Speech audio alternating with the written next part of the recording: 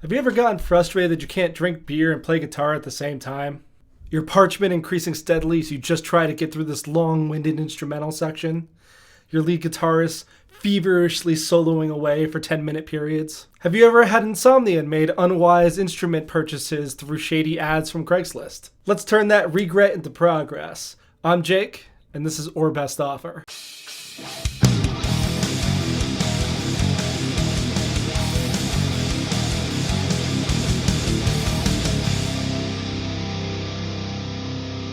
Now what we have today is a Braun 41-inch acoustic guitar. I don't know who Braun is. I don't know where this was made. All I know is that one of my friends found it in a property that a tenant had abandoned. The action is incredibly high. The neck is bowed enough to probably shoot an arrow from. And the strings smell the way blood tastes. I've always had a problem with starter guitars like this. When your uncle went through his midlife crisis and decided he wanted to learn guitar, he probably bought something very similar to this.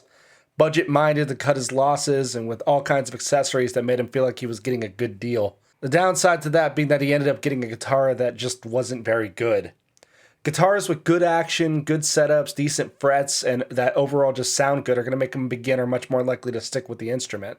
Instead, your uncle tried to follow along with the DVD about 3 times, got frustrated with how high the action was, and threw it in the closet where it remained 5 years later, until his wife decided they needed the closet space for whatever, and made him list his old junk on Craigslist, where someone like me comes along and decides to fill the thing with beer, or turn it into one of those really kitschy shelves, the circle of life. When this was new and not completely trashed, it was probably similar to a starter guitar you would find from, say, Yamaha or Squier. It wouldn't surprise me if something like this was included in a starter kit. You know, the kind of thing that comes with the instructional DVD and a couple picks and a really shitty soft case. The last listing I could find for one of these models was about $90 on Reverb, which sounds about right for what it is. That was in good condition. This is not in good condition.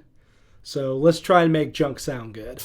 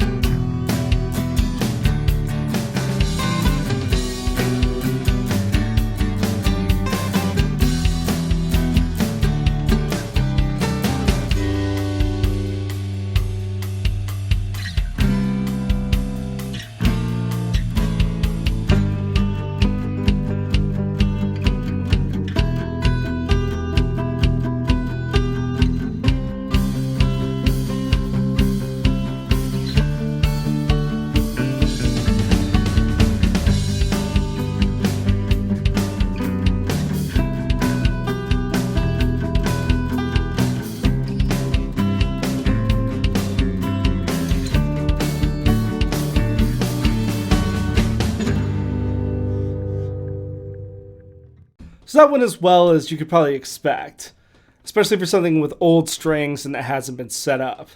The bass guitar and the drums really tended to drown it out, though it did a lot better than I expected it to. The lack of sustain in the leads is not surprising. The amount of EQ I had to do in order for it to show up in the final mix at all wasn't surprising either. But I do think I found a pretty good use for this guitar. Like I said, I find myself frustrated on stage pretty often, waiting for my guitarist to finish up his 2-minute long solo, staring at my beer longingly, just waiting to get a sip. I think we can solve that issue with this system I've designed.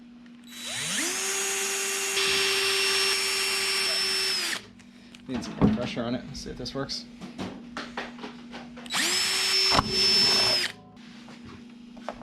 I mean, it'll fit there, right? It's just not ideal.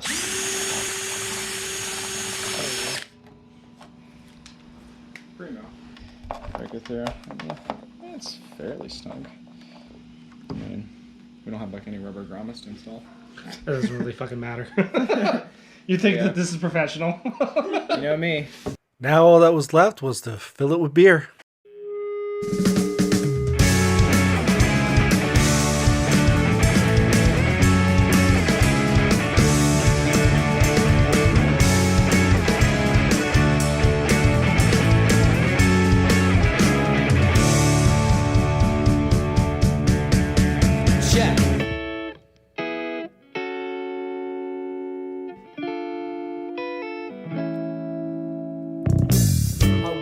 Down to the gas station in town, but they ran out of my favorite brand.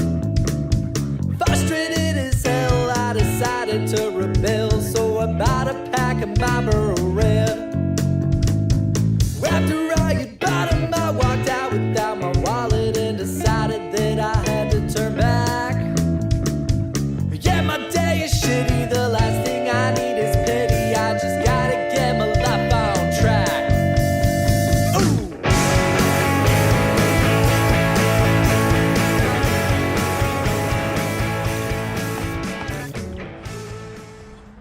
I think that's it. All right, so It's like 5 something. 552 fluid ounces to fill your average guitar. All right, let's see how it sounds. All right, let's see how she plays. Oh my god.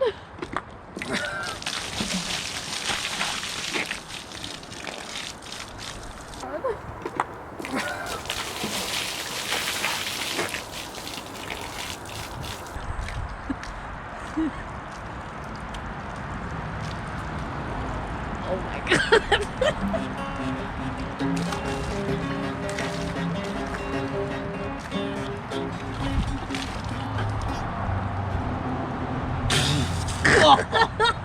Oh!